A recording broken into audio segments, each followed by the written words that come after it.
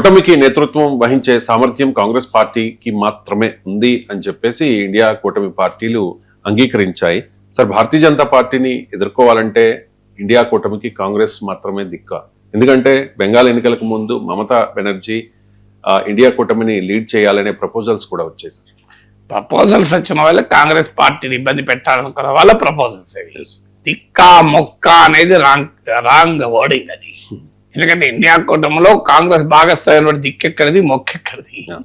Fundamental point మనకు అర్థం కావాల్సింది. అసలు ఇండియా కూటమి బీజేపీని వ్యతిరేకించే 23 పార్టీల కూటమి, దేశవ్యాప్తంగా ఉన్న పార్టీల కూటమిది కదా. మీరు ఈ కూటమిలో అతిపెద్ద పార్టీ ఏది న్యూమరికల్ గా? కాంగ్రెస్ పార్టీ. పార్లమెంట్ లో అత్యధికంగా సీట్లున్న ఈ కూటమి, విత్ ఇన్ ద కూటమి అత్యధిక సీట్లున్న పార్టీ ఏది? కాంగ్రెస్ పార్టీ. అవునా కదా? కనీసం ఎక్కువ రాష్ట్రాల్లో అధికారం ఉన్న పార్టీ ఏది ఈ కూటమిలో? కాంగ్రెస్. మరి ఇంకా వేరేది ఏముంటుంది? పోనీ ఇప్పటికీ బీజేపీతో అత్యధిక సీట్లలో పోటీ పడే పార్టీ ఏది? కాంగ్రెస్. మరి ఇంకా వేరే దిక్కుమొక్క ఎక్కడదండి ఇక. సో రియాలిటీ కదా ఇదంతా. ఇది ఆల్ ఫ్యాక్చువల్ రియాలిటీ. ఇప్పుడు మీకు ఇండియా కూటమికి ఉన్న సభ్యుల్లో 99 మెంబర్స్ కాంగ్రెస్ మెంబర్స్. ఇండియా కూటమిలో ఏ పార్టీకి కూడా ఇన్ని స్టేట్స్, అసలు వేరే పార్టీలు ఎవరు ఎక్కడ అధికారంలో ఉన్నా నాకు చెప్పండి. ఇండియా కూటమి లెఫ్ట్ కేరళలో ఓడిపోయింది, డిఎంకే తమిళనాడులో ఓడిపోయింది, ఆప్ ఢిల్లీలో ఓడిపోయింది, బెంగాల్ తృణమూల్ కాంగ్రెస్ బెంగాల్లో ఓడిపోయింది. ఇప్పుడు ఇక మీకు మిగిలింది ఎక్కడున్నాయి? వేరే ఇండియా కూటమి పార్టీలు ఎక్కడ అధికారంలో ఉన్నాయి? అధికారంలో ఉన్నదల్లా తెలంగాణ, కర్ణాటక, హిమాచల్ ప్రదేశ్ లో మీకు అధికారంలో ఉన్నది కాంగ్రెస్ పార్టీయే కదా. కేరళ 4 రాష్ట్రాలు అధికారంలో ఉంది. మీకు తమిళనాడు, జార్ఖండ్ లో మిత్రపక్షాలతో అధికారంలో ఉంది. మీ దేశంలో మిగతా ఏ ఇండియా కూటమి భాగస్వామ్య పక్షము ఏ రాష్ట్రంలో అధికారంలో లేదు. ఇప్పుడు ఇటీవల అసెంబ్లీ ఎన్నికల తర్వాత. అంతకుముందన్నా తమిళనాడులో డిఎంకే, బెంగాల్లో తృణమూల్, కేరళలో లెఫ్ట్ ఉండేది కదా. ఇప్పుడు వాళ్ళు లేరు కదా. సో అందువల్ల ద ఓన్లీ ఇండియా కూటమి పార్టీలో కనీసం రాష్ట్రాల్లో అధికారంలో ఫుల్ ఫ్లెడ్జ్డ్ గా ఉన్న పార్టీ ఏదంటే కాంగ్రెసే కదా.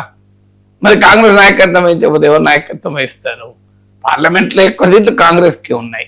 మీకు కనీసం రాష్ట్రాల్లో అధికారం ఉండేది కాంగ్రెసే. ఈ రెండే కాకుండా మీకు ఇంకో పాయింట్ కూడా చెప్తాను. అసలు దేశంలో 543 సీట్లు ఇవ్వాలా. ఏ పార్టీ బీజేపీకి ఎక్కువ సీట్లలో పోటీ ఇస్తోంది? మమతా బెనర్జీ 42 బెంగాల్ సీట్లే, అఖిలేష్ 80 ఉత్తరప్రదేశ్ సీట్లే, ఆర్జేడీ బీహార్ లో ఉన్న 40 సీట్లే. ఎవరు మీరు పోటీ ఇచ్చేది? దేశం మొత్తం మీద ఒక 200 సీట్లలో ఇండియా కూటమికి పోటీ ఇవ్వగలిగేది కాంగ్రెసే. పోటీ ఒక నాయకుడిగా చూద్దాం. నాయకుడిగా మీరు Modi the nation India today survey కావచ్చు, ఏ సర్వే అయినా తీసుకోండి, మోడీకి దరిదాపుల్లో ఎవరు లేరన్నది వాస్తవం. కానీ మోడీకి డిస్టెంట్ లోనైనా అపోజిషన్ ఎవరున్నారు?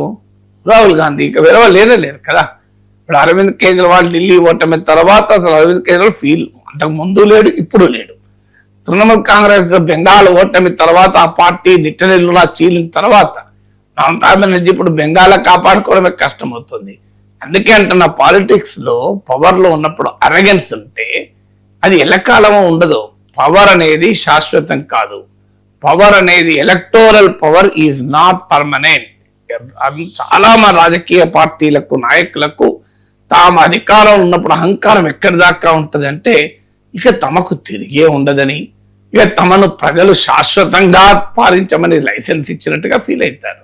మమతా బెనర్జీ బెంగాల్ ఎన్నికలకు ముందు ఎట్లా మాట్లాడింది? అసలు ఇండియా కూటమికి నేనే నాయకత్వం వహిస్తాను, అఖిలేష్ యాదవ్తో వాళ్ళతో వీళ్ళతో చెప్పించి అసలు రాహుల్ గాంధీ వేస్ట్, నేనే బెస్ట్. అది ఇలా దిక్కులేదు. బెంగాల్లో బీజేపీలు కొడుతుంటే ఫుట్బాల్ ఆడుతారు వాళ్ళు. Football, volleyball, throwball, hockey, cricket, boxing అని కనబడతారు బీజేపీ వాళ్ళు. ఇప్పుడు మళ్ళీ దిక్కు ఎక్కడికి వచ్చింది? మళ్ళీ కాంగ్రెస్ పార్టీ దగ్గరికి వచ్చి ఇండియా కూటమి మీటింగ్ పెట్టండి, ఇండియా కూటమి మీటింగ్ పెట్టండి అని ఎంబడి మీటింగ్ పెట్టించుకున్నారు. సో అందువల్ల అహంకారం ఎప్పుడు మంచిది కాదు. సో రాజకీయాల్లో ఉన్న వాళ్ళకి అసలే మంచిది కాదు. ఎందుకు అసలే మంచిది కాదంటే, నీకు అహంకారం విద్వత్తుతో ఉందనుకోండి, అహంకారం సంపదతో ఉందనుకోండి, విద్వత్ అయితే శాశ్వతం, సంపద కానీ తాను నష్టపోతే తప్ప పోదు. అధికారం అలా కాదు కదా. 5 ఏళ్ల కోసం ప్రజలు ఇచ్చేది కదా. నీ తెలివితేటలతో వచ్చింది కాదు. అది నీ తెలివితేటలు ఉండొచ్చు కానీ ప్రజలు ఇచ్చిన అధికారం. ప్రజలు ఎప్పుడు నీకే ఎందుకు ఇస్తారు అధికారం? అది భ్రమ కదా. 5 ఏళ్ళ 10 ఏళ్ళ 15 ఏళ్ళ 20 ఏళ్ళ 30 ఏళ్ళ మొత్తం జీవితాంతం ఎదిగారు కదా. ఒక వ్యక్తి తన ఒక రాజకీయ నాయకుడి జీవిత కాలం అంతా అధికారంలో ఉంటాడు, ఎక్కడైనా ఉన్నాడా దేశంలో? ఈ సింపుల్ పాయింట్ పొలిటీషియన్లు పార్టీలు మర్చిపోయి తమను మించిన వాళ్ళు లేరు అని. ఇప్పుడు అమర్త్య సేన్ ఉన్న విద్వత్తు ఉంది. అమర్త్య సేన్ ఉన్న విద్వత్తు ఆయనతో వచ్చింది, ఆయన శాశ్వతంగా ఉంటుంది. కానీ డొనాల్డ్ ట్రంప్ పవర్ శాశ్వతమా? అమెరికాలో 2 వ్యక్తులు ఉన్నారు, డొనాల్డ్ ట్రంప్, అమర్త్య సేన్. అమర్త్య సేన్ విద్వత్వము శాశ్వతం, డొనాల్డ్ ట్రంప్ పవర్ శాశ్వతం కాదు. అవునా కదా? ఈ సింపుల్ థింగ్ అర్థం చేసుకోరు ఎందుకు? డొనాల్డ్ ట్రంప్ పవర్ 5 ఏళ్ళే, Amartya Sen intellectual power is for ever కదా. Elon Musk economic power is for a longer period కదా. ఎందుకంటే ఆయన నాశనం చేసుకుంటే తప్ప ఇలాన్ మస్క్ ఎకనామిక్ పవర్ పోదు. అంటే ఇలాన్ మస్క్ ఎకనామిక్ పవర్ కన్నా కూడా ట్రంప్ పవర్ ఎక్కువ ఉండదు. ట్రంప్ పవర్ 5 ఏళ్ళు ఉంటుంది, ఇలాన్ మస్క్ ఎకనామిక్ పవర్ 5 ఏళ్ళలో పోతుందా? అన్లే something seriously wrong happens.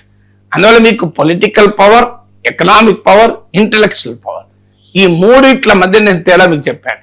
Intellectual power is permanent, economic power is relatively for a longer period, political power is very very temporary. ఇది అర్థం చేసుకోక రాజకీయ నాయకత్వం ఏమనుకుంటుందంటే మమ్మల్ని మించినోడు లేడు అనుకుంటాడు. ఏమవుతుంది? ఇట్లాంటి పరిస్థితులు పుడుతున్న కాంగ్రెస్ పెట్ట పరిస్థితి ఏర్పడుతుంది.